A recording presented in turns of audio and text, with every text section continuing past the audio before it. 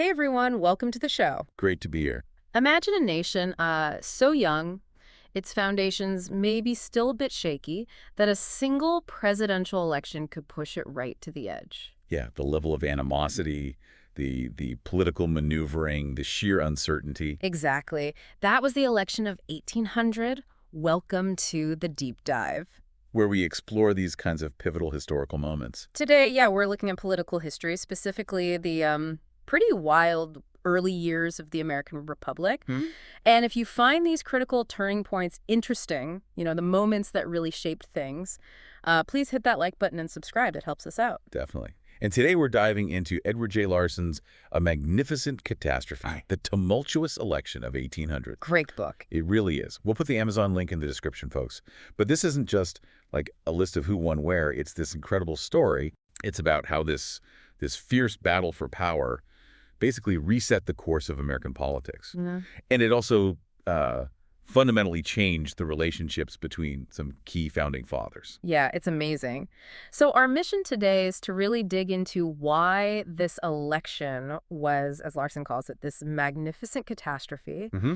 And what does it tell us about the maybe overlooked challenges of just starting a democracy? It's a big question. Yeah. And for those listening who want to get the core insights quickly, but, properly, Yeah. we'll hit the surprising facts, the key takeaways, without drowning you in details. Sounds good. Okay, so let's start at the root of some of this drama. The relationship between John Adams and Thomas Jefferson. It's kind of wild that these two guys, so crucial in the Revolution. Oh, absolutely. Collaborators, Yeah. friends even. Could end up such bitter rivals. What happened there? What were the key sort of fractures? Well, you're right. Initially, during the Revolution, their bond was really strong. Working together on the Declaration and the Continental Congress, Common Cause. That carried over when they were diplomats in Europe, too. Right. But then, as the new government under Washington started finding its feet, their ideas about America's future really began to pull apart. Pretty drastically, actually. That's where the parties started to form, right? The Federalists and the Republicans, just fundamentally different visions. Exactly. Federalists, Adams, Hamilton, behind the scenes later. Mm. They wanted a stronger national government focused on commerce, maybe closer ties to Britain. Okay. Whereas Jefferson's Republicans, they were all about popular sovereignty, individual freedoms, more agrarian, limited government. And initially, they were much more sympathetic to revolutionary France. And these weren't just like philosophical debates in a salon, were they? Specific things drove them apart. Oh, yeah, concrete issues. Take Adams suggests these, almost regal titles for the president, Yeah. like His Majesty. Which to Jefferson must have sounded. Like monarchy. Yeah, exactly. A total betrayal of what they fought for. In his view, he thought it was ridiculous. And it went beyond titles, too. The French Revolution was a huge dividing line. Massive. Federalists looked at the Reign of Terror and were, frankly, horrified. Understandably. But Jefferson, even with all the violence, he sort of saw it as maybe a necessary evil. Yeah.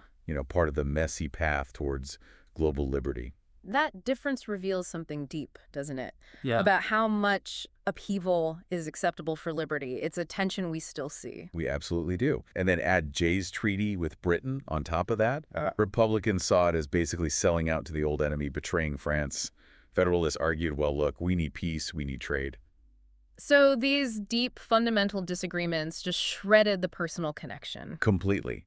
By the time Adams is president and Jefferson is his vice president, which is already an awkward setup from our perspective, they were barely speaking. Yeah. Politics had totally poisoned the well. It's such a stark example. And this intense division, personal and political, it all happened under the sort of shadow of George Washington.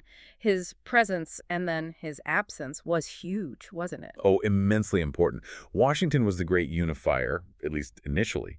His death in December 1799, just before the election year really kicked off, it left this huge vacuum. He commanded so much respect. Exactly. His leadership had kind of smoothed over some of the early partisan fighting. After he died, both parties immediately tried to wrap themselves in his legacy. Yeah, but they interpreted that legacy very differently, right? Totally. The Federalists kept hammering liberty and order, using Washington's name to push for stability, strong government. Henry Lee's eulogy is a prime example. They were basically saying the Republican focus on just liberty was dangerous, like French Revolution chaotic. Pretty much, yeah. While the Republicans naturally highlighted Washington the revolutionary, the champion of individual freedoms, trying to link those ideals to their platform. But wasn't Washington himself leaning more federalist towards the end? He absolutely was. Yeah. In retirement, especially influenced by Hamilton, he'd grown pretty suspicious of the Republican opposition. So his death, while everyone mourned him, actually ended up intensifying the partisan fight because that central figure, that break, was gone. Both sides felt freer to go after each other, harder. Okay, so the stage is set for more conflict.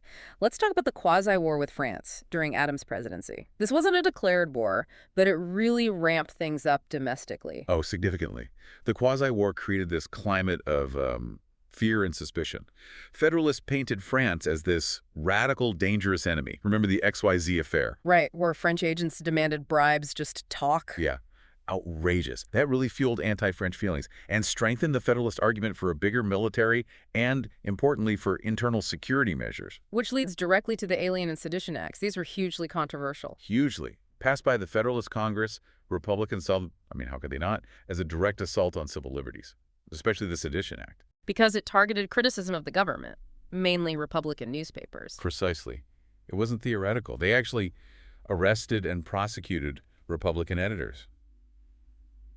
Benjamin Franklin Bash of the Aurora in Philadelphia, for instance. Wow. That must have felt like a fundamental attack on the First Amendment, on the freedom of the press they valued so highly. Absolutely. And then there was the Ross Bill, this proposal for a congressional committee to oversee the electoral count. That just stoked Republican fears even more. They thought the Federalists were trying to rig the whole election. It sounds like a pressure cooker. Each side just deeply distrusting the other, seeing plots everywhere. That's a good way to put it. And into this charged atmosphere steps Aaron Burr, a very shrewd political operator. Yeah, he becomes really important in New York, doesn't he? Which everyone knew was a key state. Crucial. Burr was a master organizer. He understood party discipline, getting out the vote.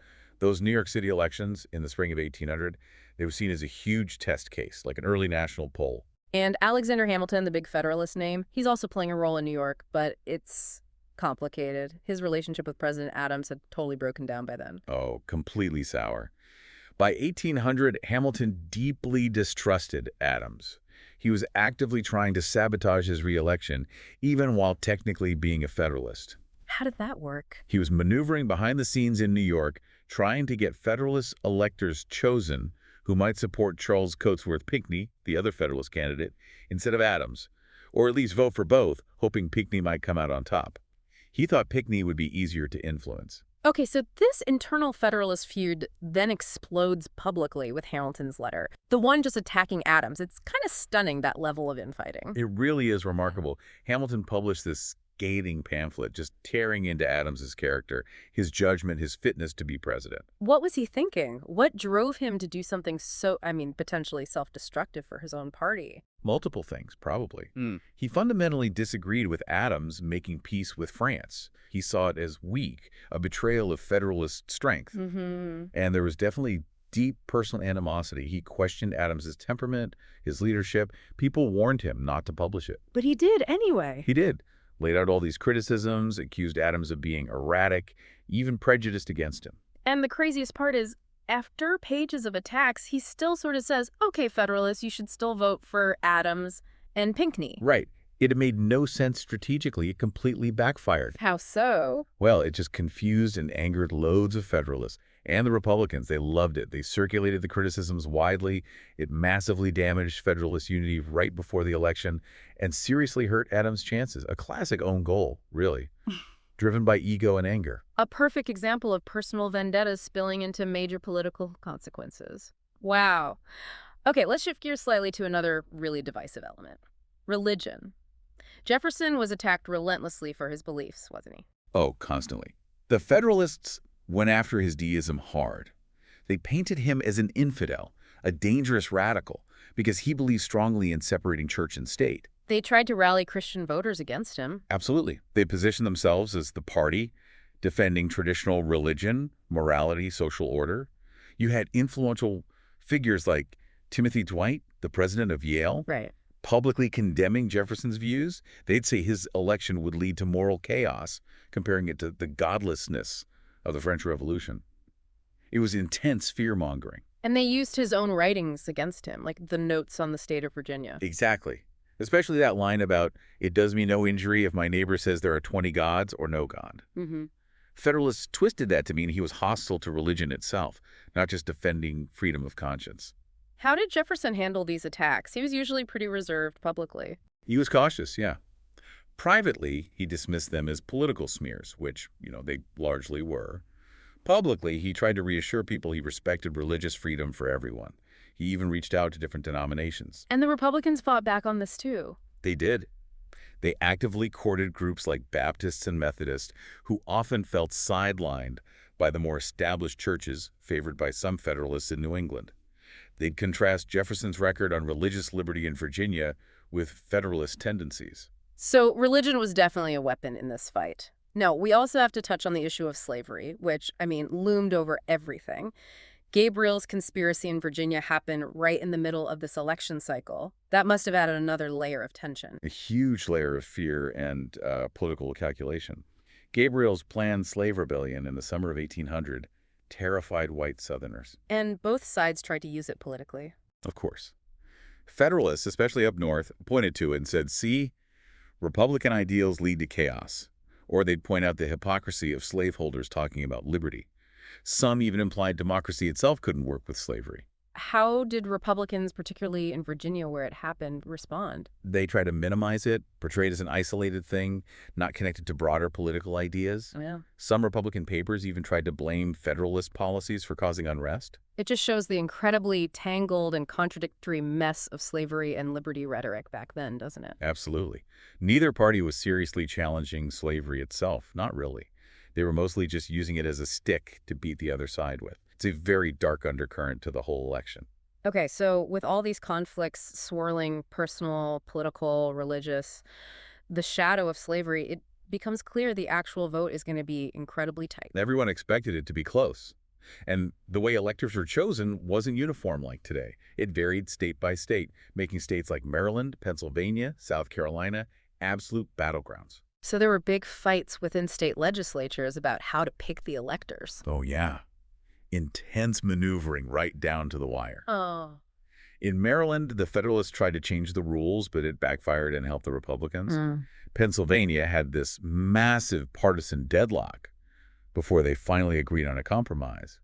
In South Carolina, it came down to local power brokers, family ties, like the Pinckneys, playing a key role. So much politicking just to determine who gets to cast the electoral votes. Exactly. And when those electoral votes finally came in and were counted, the result was just stunning. A tie. A tie between Jefferson and his own running mate, Aaron Burr, 73 votes each. Adams wasn't far behind, but the tie was the bombshell. Because the Constitution didn't originally distinguish between votes for president and vice president on the same ballot? Precisely. So this unprecedented deadlock meant the election wasn't over. It got thrown into the House of Representatives. Setting up even more uncertainty and intense politicking. Just incredible. So yeah, looking back, you see all these threads coming together. Adams versus Jefferson, that broken friendship turning into bitter rivalry. Washington's death, leaving that void. The quasi-war, alien and sedition acts fueling the partisan fires. Hamilton basically shooting his own party in the foot. Right, that incredible letter. Plus the deep splits over religion, the anxiety around slavery and Gabriel's plot. Yeah. And then bam, the electoral tie. It really was a magnificent catastrophe. It pushed the young nation right to the edge. And for us listening today, it's such a powerful reminder of the real struggles in just setting up a democracy, especially managing deep divisions and ensuring a peaceful transfer of power. Absolutely. It's kind of shocking, isn't it, how much personal hatred and fundamental disagreement could potentially derail everything. What part of this whole saga really stands out to you? You know, what strikes me is how some of these issues echo today. The intense partisanship, the media's role, arguments about federal versus state power. These themes are still with us. That's true. The 1800 election is just this stark reminder that democracy isn't automatic.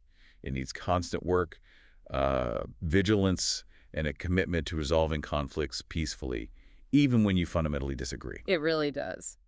So maybe a final thought for everyone listening. 1800 was this near-death experience for American democracy. How easily could things have gone differently? What if the transfer hadn't been peaceful? Makes you think, doesn't it? About how fragile these systems can sometimes be, even when designed with the best intentions. Definitely something to ponder. Thank you so much for walking us through that tumultuous time. My pleasure. It was fascinating to revisit. And thanks to all of you for joining us. We really want to know what you think. What surprised you most about the election of 1800? Or what moment really jumped out at you? Drop a comment below. Let's chat about it. Yeah, let us know. And if you found this deep dive useful, please give it a like and share it around. Until next time, keep digging deep.